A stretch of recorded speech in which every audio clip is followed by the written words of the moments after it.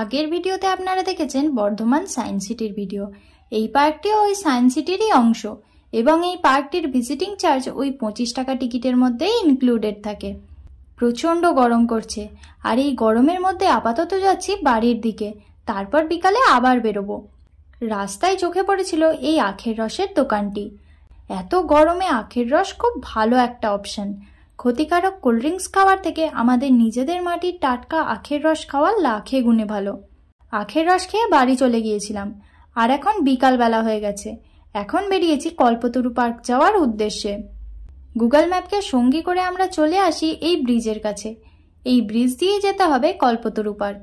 আর এই পার্কের entry fee 10 টাকা পার হেড। ঢুকে পড়েছি এখন পার্কের ভেতর। প্রথমেই চোখে পড়বে মা তার বাচ্চাকে কোলে নিয়ে আছে, এরকম একটা ঘাস দিয়ে বানানো ডিজাইন। তার থেকে এগিয়ে ছিল একটা ময়ূর। তারপর সুন্দর ডেকোরেটেড একটা জায়গা ছিল।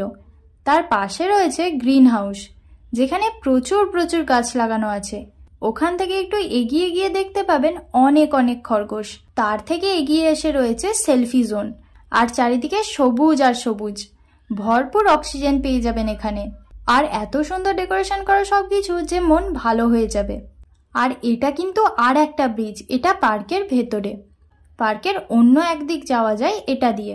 আগেরটার সাথে গুলিয়ে ফেলবেন না যেন কেউ। আর আমার সাথে ইনিকে যারা চেনেন ঝটপট কমেন্ট করুন তো দেখি। এখানেও বিভিন্ন অ্যাক্টিভিটিস ছিল, দোলনা, বসার জায়গা সব কিছুই ছিল। কিন্তু এখানের স্পেশালিটি আমার যেটা লাগলো সেটা হচ্ছে এই কাটিং করা ঘাস। যে শিল্পী করেছে হাতের কাজ আছে বলতে হবে। আর এখানে সুন্দর সুন্দর ফুলের গাছও ছিল। আর বর্ধমানে প্রচুর মারা তাদের বাচ্চাদের নিয়ে এখানে বিকালবেলাটাই চলে আসেন, আর বেশ সুন্দর টাইম কেটে যায়। আর ওই দেখুন ছোটখাটো সিনেমার শুটিং চলছে, না মানে মেয়েগুলো ইনস্টাগ্রামে রিলস বানাচ্ছে। যাই হোক, আমি এসব পারি না, বাট যারা করছে তাদের ডিমোটিভেটও করতে চায় না। তবে যাই বলুন, জায়গাটাই আসলে মনে হবে প্রকৃতির একদম মাঝে এসে গেছেন। আর কত সুন্দর করে সাজানো, তাই না? বাচ্চারাও সুন্দর খেলাধুলা করছে।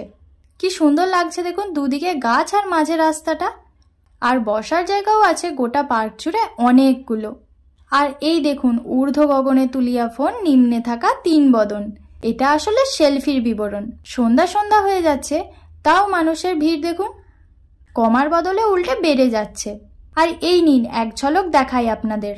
এখানে কিছু বাচ্চাদের রাইডস ছিল, আর দেখার মতন ওই ডাইনোসরটা ছিল। এই ডাইনোসরটা আসলে একটা স্লিপার। আর এই দেখুন বাচ্চারা সব উঠে বসে আছে। এরপর বেরিয়ে পড়েছি আবার শহর পরিক্রমাতে। আর এখানে আছে একটা টাওয়ার। আর উনি আমাকে বলেছিলেন বর্ধমান গেলে শ্রীলেদার্সের জুতো কিনে দেবেন। আমি প্রথমে বুঝতে পারিনি আজ হঠাৎ জুতো কেন কিনে দেবে।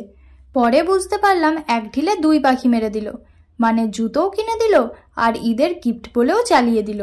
আমিও বোকার মতন নিয়ে নিলাম। কালেকশন মোটামুটি ছিল।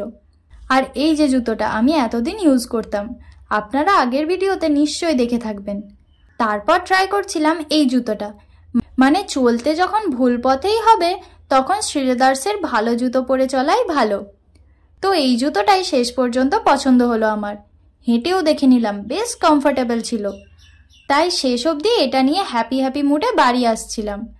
আর অ্যাডভেঞ্চারাস ফিল দিতে আমাদের জেসি গেমার আমাদের এক অ্যাডভেঞ্চারাস রাস্তা দিয়ে নিয়ে যাচ্ছিল, যেটা আপনারা দেখতেই পাচ্ছেন।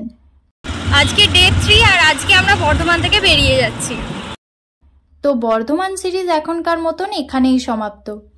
আবার আসলে নতুন জায়গা এক্সপ্লোর করব, তখন আবার এই সিরিজে নতুন ভিডিও অ্যাড হবে। তো লাইক কমেন্ট শেয়ার করতে ভুলবেন না কিন্তু।